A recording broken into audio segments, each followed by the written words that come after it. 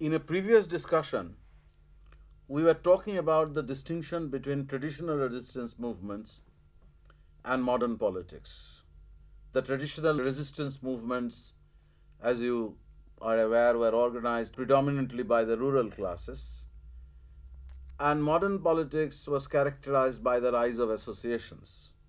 The Congress represented the climax of the early trends towards association based politics in the later half of the 19th century, in the sense that the Congress was the symbol of what historians have described as the politics of national unity, symbolizing the ability on the part of the Indian political leadership to outgrow their provincial moorings and come together in an attempt to create a national political outfit to be able to contain the power of British rule. Now, this particular discussion will concentrate on the larger context in which the Congress had emerged.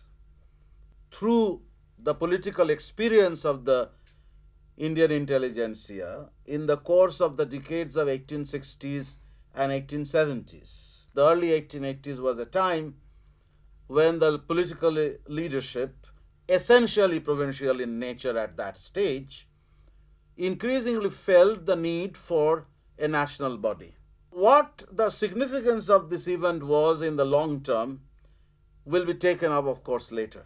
But I am reminded of a very interesting statement made by one of the newspapermen when the Indian leaders had assembled to give a kind of a hearty send-off to Ripon when he went back from India to Britain. They saw the kind of mobilization, and one of them had commented, if this is true, what does it mean? So the situation in the early 1880s was such that people were longing for this kind of an organization. I mean, those who were involved in provincial politics were looking for the creation of this kind of an organization.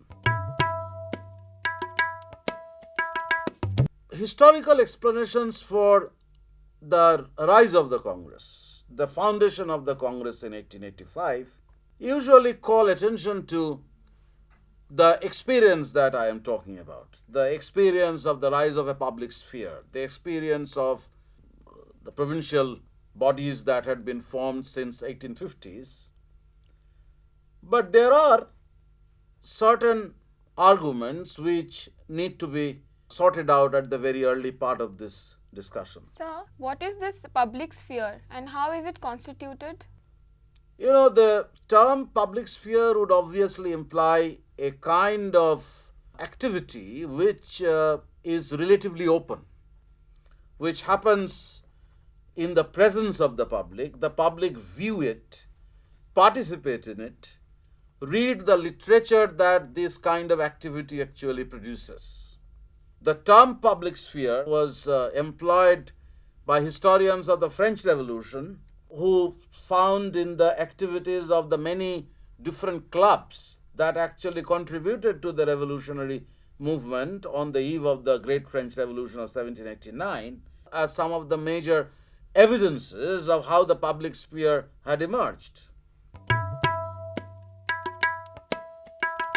If you actually try to define public sphere in more concrete terms, you have to talk about the expansion of the print media, for example. The print media by 1870s had expanded quite substantially. The vernacular newspapers had begun to be published in large number from the small towns. And what was even more important was that these vernacular newspapers were actually carrying new information with which the local context always was not associated. I mean, even small town newspapers were carrying information about distant places. Say, for example, the cotton duties controversy in the 1890s. I talked about cotton duties controversy earlier. When the government decided to impose an excise tax on locally produced cotton, the vernacular newspapers were reporting this and commenting on this decision in negative terms. This is the way one can actually grasp how the expansion of the print media, the publication of the vernacular newspapers in large number, the ability on the part of the vernacular newspapers, which were basically produced locally, to carry information of national importance, all these actually contributed to the emergence of a nationalist public sphere. For example, a person who is publishing a newspaper in a small district in Bengal, if that newspaper carried information about how the textile mills were actually trying to establish their strongholds in Western India against many obstacles created by imperial rule, and therefore imperial rule deserved to be condemned, it is a clear indication of how a certain degree of national consensus had begun to emerge on certain critical issues. Issues of political representation, issues concerning Indianization of services, issues concerning the need for India's industrial development, all these were emerging as important national issues on which a certain degree of consensus had begun to emerge, and they were reflected in the print media. It was through the print media that people living in disparate regions were able to establish a certain kind of communication with one another. The importance of the print media in making nations where nations didn't exist has been recognized by great scholars like Benedict Anderson, for example. In his famous book, Imagine Communities, he has put great emphasis on the role of the print media in creating a nationalist public sphere. But at the same time, one would imagine that apart from the print media, the associations which were being formed at different levels in the provinces also played a critical role. But before we come to this question, it may be important for us to sort out some of the myths which surround the history of the emergence of the Congress, which to some extent are contradicted by the historical explanation of the emergence of the Congress as a climax of certain changes in Indian political and social life that had been going on for some time, at least for a couple of decades. The rise of the public sphere is one of those important attributes, but there should be other explanations as well, which should focus on associations. With these myths, you are familiar. People said that the Congress was created as a kind of a safety valve, that there were grievances, and the government felt that they could actually, by acting through a man like Alan Octavian Hume, who had been serving as the Secretary of the Congress in its early years for some time, that through Alan Octavian Hume, they would be able to create an organization which would channelize grievances through the constitutional channels. That is the basis of a safety valve theory, which sees the Congress as a kind of a command performance performed by a man like Hume in consultation with the bureaucracy. One of the admirers of Hume, Wedderburn, actually went to the extent of suggesting that Hume saw some papers at Simla which were actually giving him a sense of how another rebellion was imminent. So Hume felt the urgency to create an organization, and he consulted the officials of the government and decided to float the Indian National Congress. We acknowledge the very important contribution that Alan Octavian Hume made to the emergence of the Congress, but so some of these theories which actually try to link the Congress with a certain kind of command performance have reduced the story to the level of detective fictions. These are not actually valid arguments or valid explanations. So for the more reasonable explanations for the rise of the Congress, we have to return to the kind of political experience that the Indian intelligentsia had been undergoing during the 1870s and early 1880s, or perhaps from 1850s onwards. They were experimenting with provincial level organizations. A public sphere was expanding, animated by the print media. So this is the larger context in which you have to actually locate the processes or the stages through which the Congress had emerged in 1885 as a national body, but certainly as a continuation of some of the trends that had already been noticed in Indian politics in the earlier couple of decades. This brings us to the other dimension of the story, that the Indian intelligentsia increasingly felt that if India was not a nation, India was a nation in making. So that is the celebrated title of the famous book by Surendranath Banerjee, one of the great early nationalist leaders, whose autobiography, A Nation in Making, suggested that through the growing communications between different regions, a sense of national identity was slowly emerging.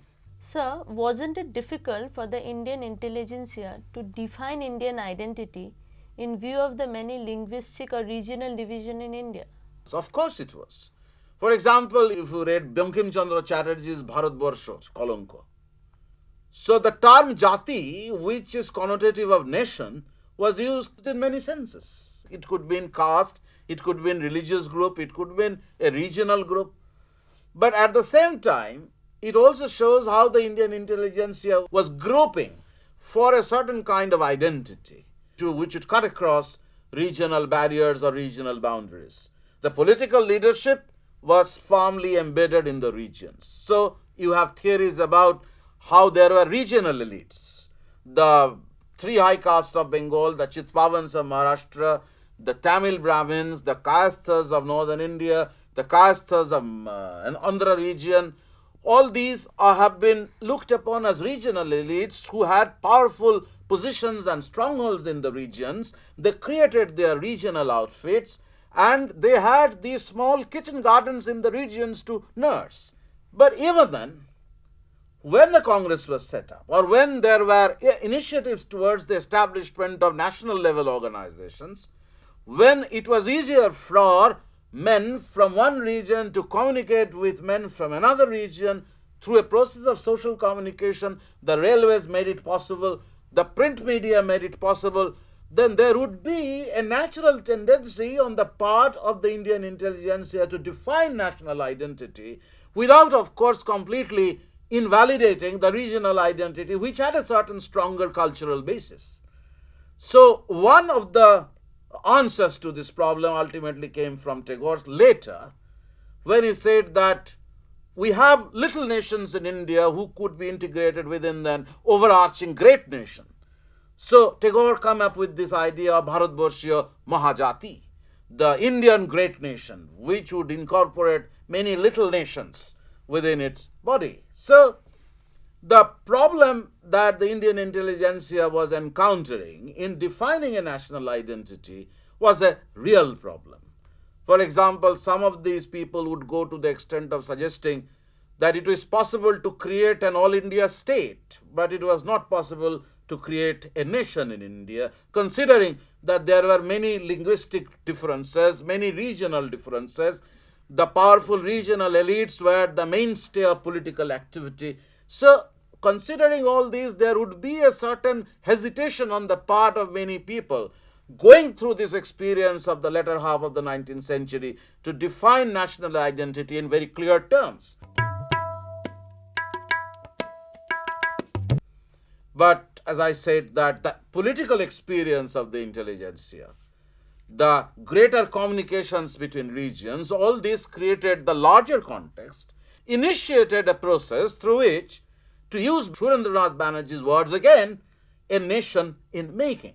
So, if Congress in the year of its foundation or after its foundation represented the politics of national unity, it is important therefore to look at the political experience of the intelligentsia during the 3 decades preceding the establishment of the Congress. It is not enough that you have a public sphere. You have to have people, you have to have leaderships, you have to have organizations. We should actually activate the public sphere by organizing their movements against the iniquities of imperial rule. When we look at this process, when we look at these different stages through which the Indian intelligentsia became more aware, more acutely conscious about the need to establish a national level organization, our attention becomes focused on the associations, essentially provincial associations, which preceded the Congress. And when we talk about provincial associations, we see certain characteristics. Sir, what was the nature of these provincial associations? These provincial associations were established mainly by the middle class educated elites, the professional people. The professional people who had been able to consolidate their power or their influence in social life through the educational and the legal institutions, the judicial institutions. There were many different kinds of associations. You have associations of the professional classes, the bar associations, for example, which were active not just in the main cities but also in the small towns.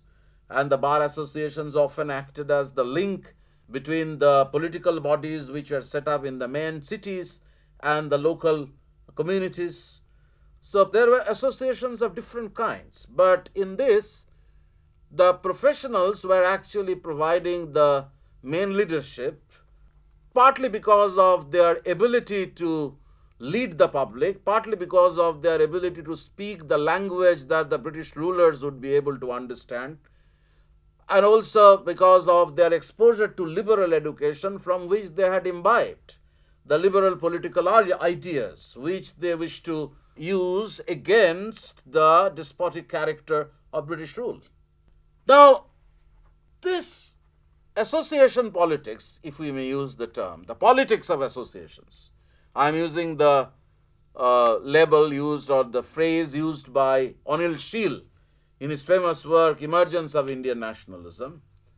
The politics of associations, however, evolved through different stages. If you look at the earliest associations, whether in Calcutta or in Madras or in Bombay, these were dominated by the notables. In Calcutta, the British Indian Association, for example, was controlled and dominated by the absentee landowners, the high-browed elites of northern part of Calcutta, the famous families, the great families of the city, about whom others have written, how in each locality they had their own followers and clientele, how they dominated Calcutta's social life and political life. So it was such people who initially set up the Landholders' Society, but then they formed the British Indian Society in the early 1850s, and you see a certain blending of their power, their social power, with the nationalist rhetoric that was going to emerge more powerfully a little later. They were demanding representative government, they were demanding Indianization of services. So it was not as if that the British Indian Association, despite being controlled by a very exclusive elite of Calcutta, simply articulated their class demands. They were able to articulate some of the nationalist demands which were going to feature very prominently in the later nationalist rhetoric. If you look at Bombay, in the early stage, Bombay's politics was dominated by the Shetiyas, the very powerful Parsi merchants. In Madras, you have the similar dominance by the merchant elite belonging to the Komati merchant community. It was they who created the Madras Native Association. You have the Bombay Presidency Association controlled by the Parsi Shetiyas. You have British Indian Association in Calcutta, which also tried to set up branches elsewhere in the country, controlled by the Calcutta's elite, primarily landholders, but who were absentee landholders. So this framework of provincial politics began to undergo changes in the 1870s, when in many of the towns and cities, associations began to be formed by a group who broke away from these parent bodies in order to establish the independence and autonomy of the middle classes. So Surendranath Banerjee in his autobiography suggests how when the Indian League was established in 1875, followed by Banerjee's Indian Association in 1876, it was looked upon by the people as an association of the Madhyabittas, the middle classes, as distinct from the Abhijatas or the aristocrats. So the dominance of the aristocrats over provincial politics began to weaken in the course of the 1870s, and you see the rise of the middle class associations. You see this process at work almost everywhere in India. If you look at Madras, by 1884, the middle class intelligentsia, primarily lawyers belonging to the Tamil Brahmin community who clustered around the famous newspaper called Hindu, formed the Madras Mahajan Sabha. That was in 1884.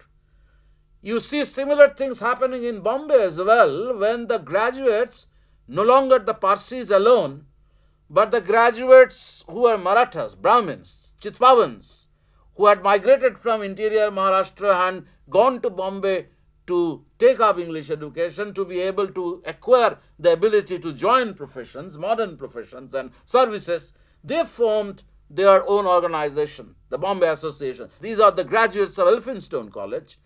At Pune, you have Pune Sarvajanik Sabha established already in the early part of the 1870s.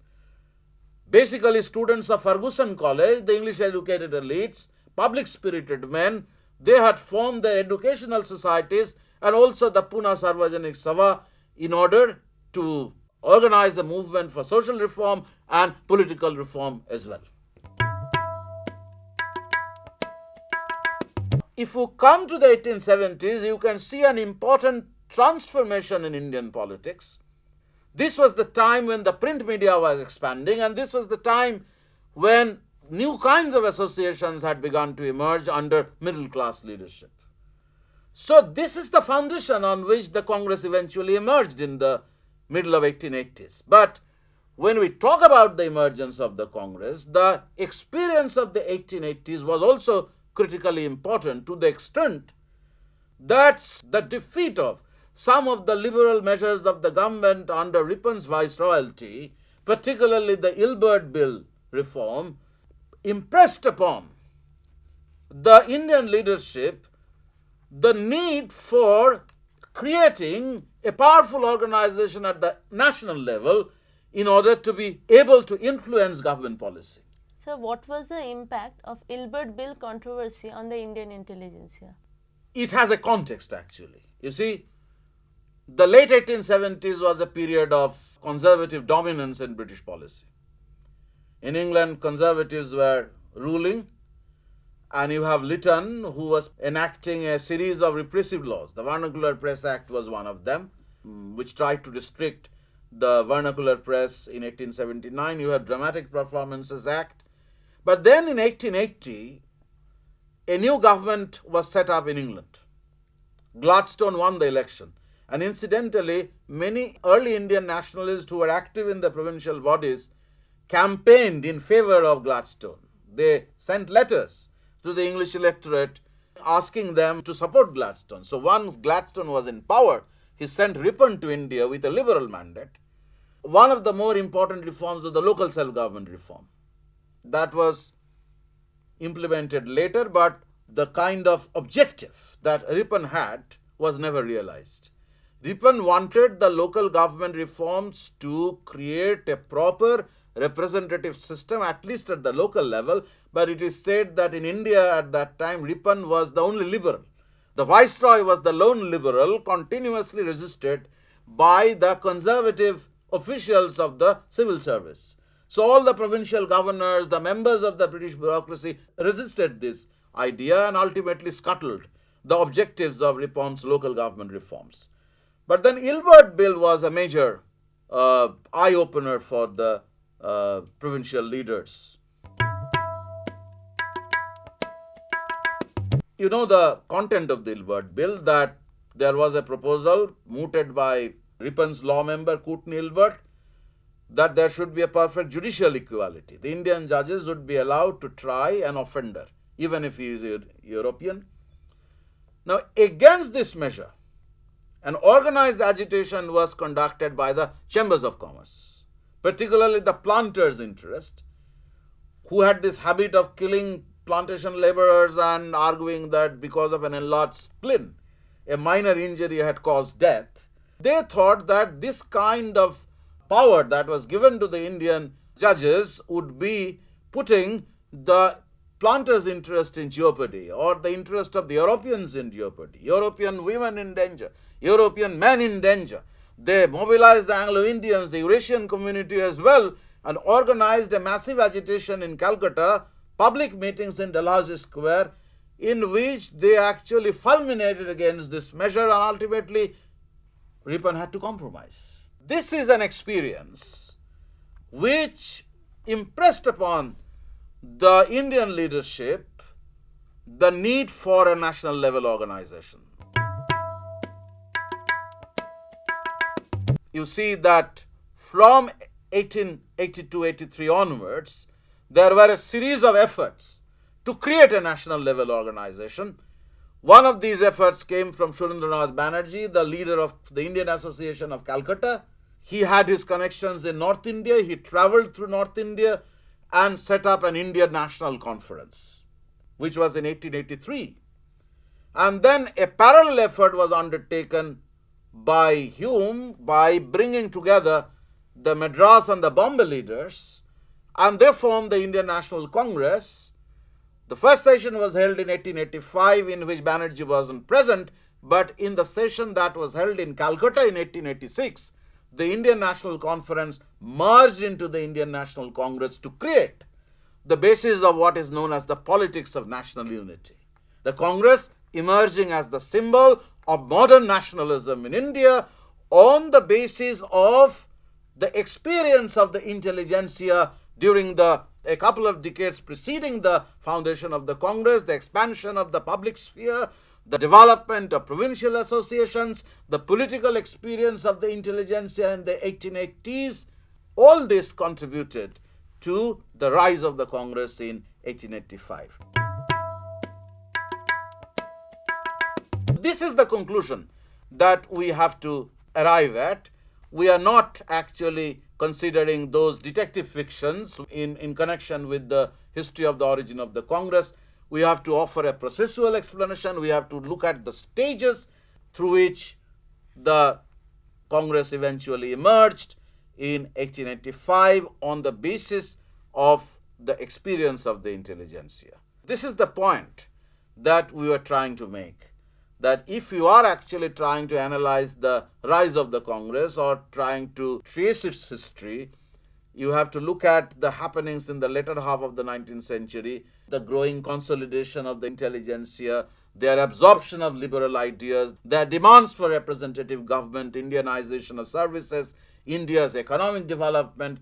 All these needed organizations. So organizations were formed at the provincial level. Then you have a stage where on the basis of this experience, the Indian National Congress emerged.